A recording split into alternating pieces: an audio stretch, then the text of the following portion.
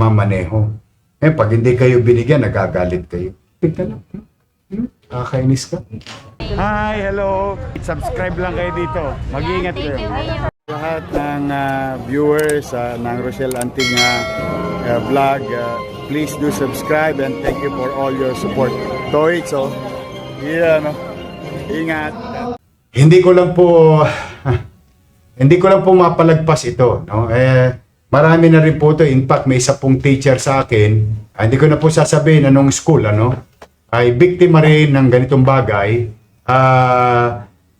Ito naman sa may Espanya. Ito yung mga hugas-hugas kotse gang na, alam nyo, ako galing din naman ako sa wala, no? Siyempre, may mga tao talagang maabilidad. Ginagamit ang lakas ng pangangatawan para kumita kahit papano, may mapagharimunan sa bahay. Ngunit, ang nangyayari kasi ngayon, itong mga bata o makabagong tao, hindi katulad ng mindset namin nung araw, kami tumulong, nagpunas ng sapato sa loob ng jeep, o naglinis ng windshield. Kung kami binibigyan, thank you very much. Kung hindi naman, alat. Talagang ganun. But we move on. Pero itong mga nakikita natin lately, napeperwisyo na po masyado yung ating mga nagmamaneho. Pampubliko man, sakyan at pribadong sakyan. Itong mga ibang bata at yung nahuli namin sa Espanya, hindi pa taga Maynila. Tumawid lang yung kapitbahay natin doon. Di ko na po babanggitin muna so not to offend anybody. Tumatawid sa atin. Pero ang pinabibili naman, solvent.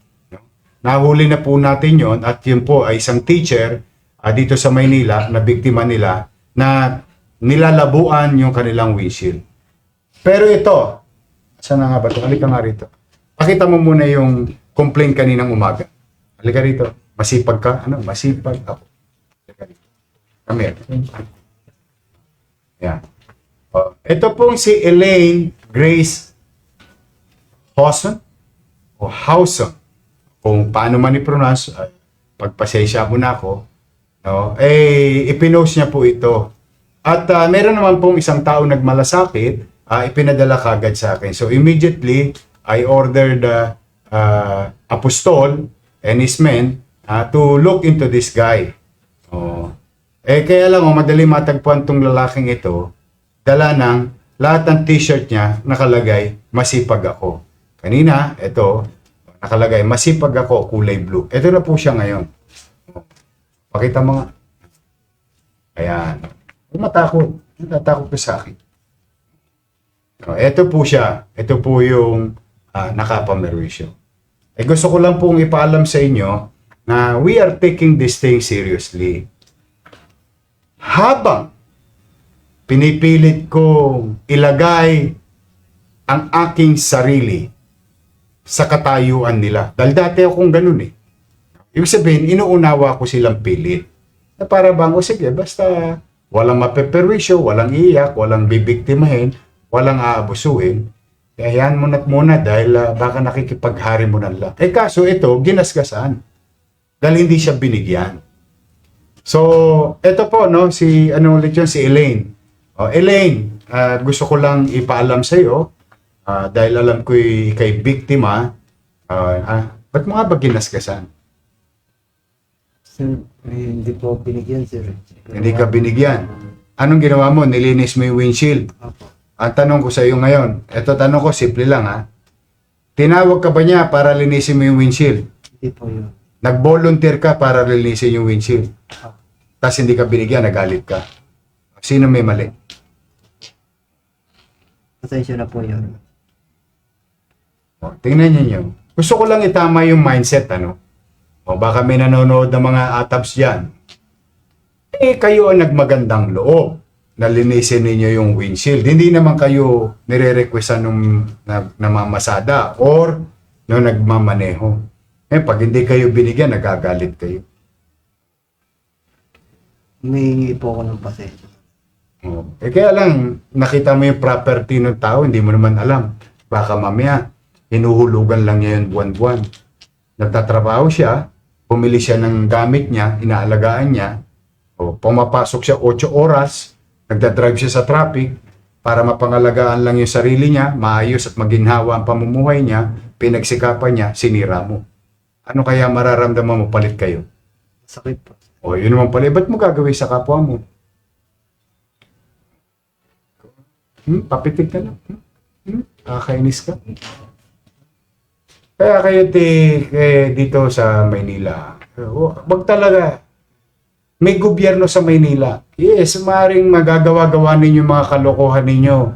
Makalanyit, makalulusot kayo. Matter of time, mahuhuli kayo sa Maynila.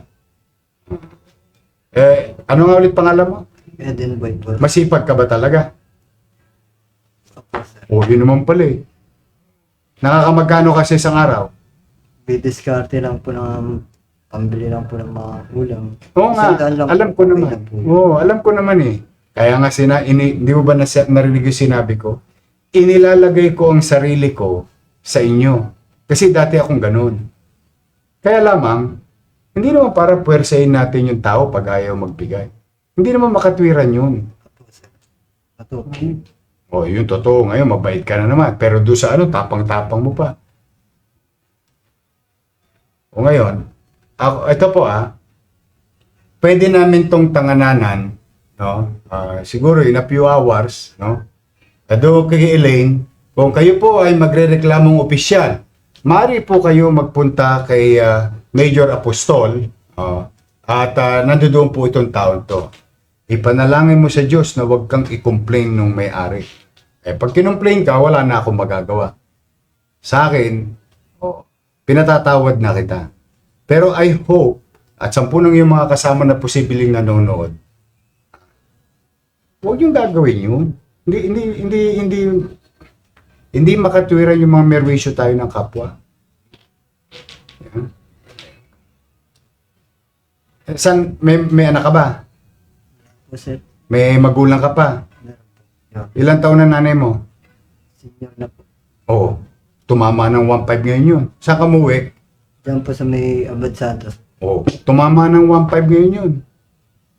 Kaya kaka-announce ko pa lang. Wala, sir, lahat ng napupunta sa bayad utang lang. Oo, tama naman. Talagang mahirap ang buhay.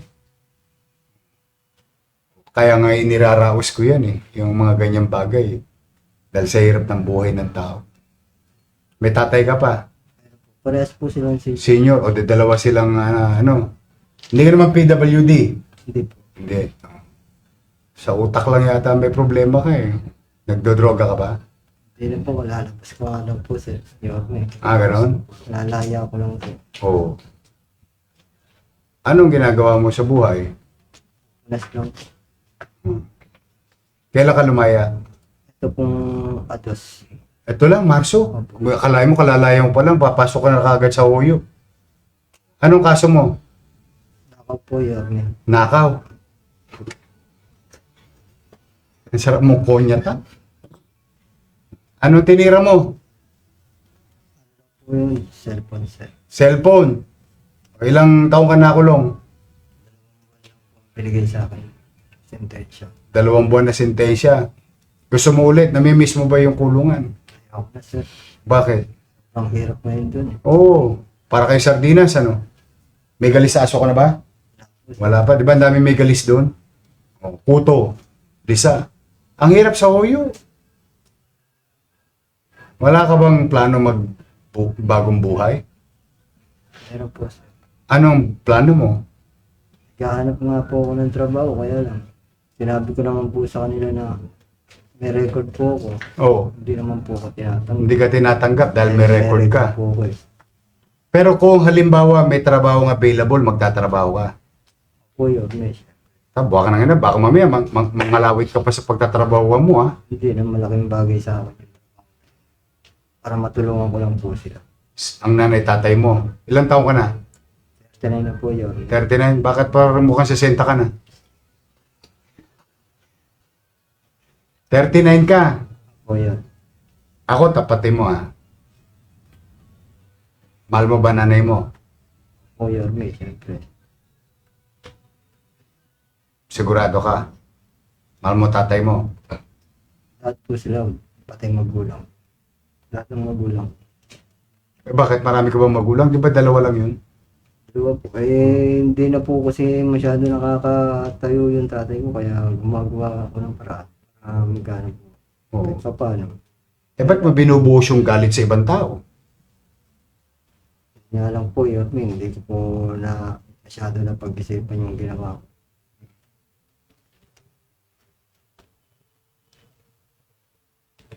Bumabata ka. Nung bago po ako makulo, Mga bata ka. po ako. Pero So, 2 buwan ka palang hindi nakakabatak. hindi na po. Gusto mong bumatak ulit. Ayoko, sir. Ha? Patakin kita dyan eh. Gusto kong pagkain na lang, sir. O, sinabi mo pa. Masarap. Alam mo, lahat ng kababata ko nung araw, marami sa kanila nagsolben. Pasurero kami pare-pareho. Pero ni isang singhot, hindi ko ginawa. O kita mo, saan ako dinala? Awa ng Diyos. Eh baka naman mamaya, pag may trabaho ka na, bumiyahe ka ulit. Hindi na, sir. Eh may tropa ka eh. Siyempre, pag mapaldo ka, Iniiwasan ko nga po yung mga tropa ko eh. oh, Nandun nga lang po ako sa bahay nung pinuntahan ako. anong alam mong trabaho? Traction po, sir. Construction. So kaya mo ah. Matigas ba yan? Matigas? Malakas magbuhat to, sir. Nagagano mo nga. Alam mo? Maliit lang po yan. Alam mo ito yung mga... Ewan ko ah. Alam mo sa mga pulis, oh, sa mga nanonood na pulis, tayo, di ba, pulis? Ito yung nakakaawang patayin, nakakainis buhayin. Alam mo yung usapan sa kalsada? Sarap konyatan eh. Sa totoo lang. Talaga ba masipag ka? Kasi yung t-shirt mong isa kanina blue, masipag ako. Ngayon puti, masipag ako. Bigay lang po sa akin kasi ito eh. Gano'n. Ng tingin ko, yung ano ng battery. Oo. Doon po ako na sinubukan Trabaho. Oh. Lalo na sinapit ko po sa kanila na may May... Oh. Yun, hindi ako Eh tinapit. kasi ang hirap ng kaso mo, bagdanakaw eh. Makatiba kamay mo? Hindi na po ngayon. Hindi na ngayon. Oh, magulong ka sumagot ah. Sa bagsak. Sa bagsak. Ngayon gusto ko marunong kang sumagot. Ha? Pasensya na po. Oh, sarap mo nga konyatan eh. Hindi. Gusto mo ba magtrabaho talaga? Gusto ko Sigurado ka. Magtitino ka. po yan, Yorme. O, ipanalangin mong hindi kay demanda nung Elaine. Ha? Ano nga pala? Diyos, tawagan mo si Kenneth Amorao. O gawin niyo itong tagawat. Okay ba sa'yo magwalis? Sir, Puta, construction ka nga, kaya mo eh. Yung kaya walis pa. Gusto mo mag-DPS? gusto ko po, sir. Gusto mo? O JO yun. Alam mo magkano yun? Mahina 8,000 doon. O. Okay ba yun? Sir, Ha? po yun. Pwede? Parang namimili ka pa eh. Mahina ba yung 8,000? Ilang gramo na yun? Wala kayong Ha? makaw. Ha? Ilang gramo na yun? Bali magtrabaho na lang ako yun. Dilat na dilat. Ganyan talaga. Ang hirap po maging mayor. Alam mo, sa totoo lang. Naunawaan ko lang talaga kayo. Ito kasunduan tayo. Dito marami na nagtino sa akin nung binigyan ko ng pagkakataon. So far, hindi pa naman ako nagkamali. Gusto mo magtrabaho? Gusto ko po talaga. Yorme. Promise. Promise po. Ha? Kaya mo magtrabaho, papasok ka sa umaga, alas 7, uwi ng alas 4, pwede kang madestino sa kalsada, pwede kang madestino sa ilog. Ganun talaga, ang DPS. Sigurado ka, Sigurado po, sir. ha? At ang didilat ka. Ganyan talaga yan, sir. Babal. Ha? Babal. Ano yung mga to? Bigyan nyo ng second chance sa buhay. Mahirap din kasi nahuhuyo eh. Totoo naman yung ano niya eh. Ang hirap talaga pag nahuhuyo ka eh. Hindi ka tatanggapin basta-basta ng lipunan. Eh, hindi naman lipunan na may kasalanan. Ikaw naman na may kasalanan mo. Ha? Huwag mo akong papaya ha. Hindi po kayo mapapahiya, Yorme. Pinapangako. Kanina kahoy lang yun. Ngayon ito, aluminum na to. Ha? Ano nga ulit pangalan mo? Edelby po, sir. Ito, alika nga Kenneth. Pasensya ka na. Ikaw ang tapunan ng bagong buhay. Baka matikas. Yan si Kenneth Amurao, ang direktor ng DEPS. DEPS, department na ngayon yun. Ngayon, hirap na hirap kami mag-hire, sa totoo lang. Hindi kami nag-hire. Para na lang sa Diyos. At higit sa lahat, sa nanay at tatay mo. Ito, gagawin ko to, hindi para sa iyo. Isipin mo, ginawa ko to para sa nanay at tatay. Maraming salamat po. Nagpapasalamat po. Ba't? May trabaho na ba? Hindi. Ang puso. Yeah. Totoo lang, na ano ko sa iyo. Hindi, ito tandaan mo to Pasko ngayong araw na to. Dumating ang Pasko mo. Di araw-araw Pasko Kenneth, kunin mo to, DPS. Padala pagawa mo ng ano to. DPS yun, pala ko ba? Ano ba? Gagastos na. Nang gasgas ng kotse, loko Gagastos ko yung mga truck. Total, marami libag yung truck mo, di ba? Tik-tik kalawang. Hindi nga, walang biro, gusto mo talaga. Gusto ko. Huwag mo sayangin kasi hindi ako nag-hire ngayon. Inuunawa lang kita kasi baka nga lalo ka pang matulak sa kasadlakan dahil iiwasan ka ng lipunan kasi may record ka. Magtatrabaho ka. Ngayon, magtrabaho ka na sa gobyerno. Gusto ko po talaga, sir, magtrabaho. Oo, walang biro. Mukha ba ako nagsisinungaling? Sige. Ako na ba na, boss? Pagawa niyo ng papel. O ngayon, hindi ko lang alam kung ano maging pasya ni Elaine. Sa kanya ka, pakita mo nga yung picture nung para picture nung ginas ka sa niya. Ayan, pagkakataon mo na, humingi ka ng tawad. Ewan ko lang kung patatawarin ka. Ayan, ano pa nga, Elaine? Ang laki ng mata mo, hindi mo mabasa? Elaine, may hingi po ako na sorry. Hindi, uli mo yung pangalan. Elaine? Grace. Elaine Grace Howson. Howson. Oh. Humihingi po ako ng sorry sa ginawa ko pag ganinang umaga po. Sana bigyan niyo ako ng pagkakataon. Gusto ko lang naman kasi kumita ng pera para meron na kami makain. Pero sana bigyan mo ako ng pagkakataon. Lang po. Ayan, tingnan natin kung pakikinggan ka ni Elaine. Kasi nasaktan din naman ang damdamin niya. Ayun, hindi ko control yung magiging niya. But for the meantime, tingnan mo nga.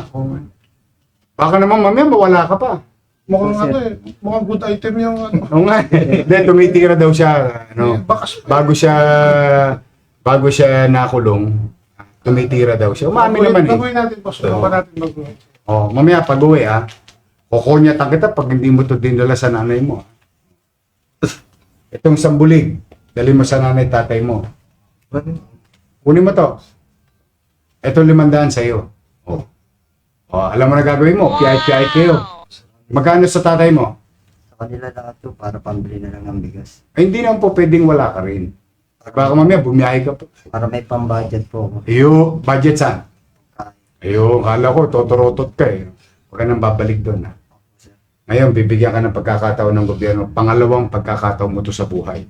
Huwag mo na sayangin. Hindi araw-araw Pasko. Ako, seryoso ko sinasabi sa ito, Maraming salamat po yun. Kasi kung hindi, malulog mo ka palalo. Sige. Sige, Ano yan? ayusin ko, boss. Sige na. Sumama ka na kay Apostol. Hindi ka naman nangagaw ng baril. Hindi po, sir. Ayaw mo. Ayaw mo. Sige. Maraming salamat po, Yorme. Salamat ka sa Diyos.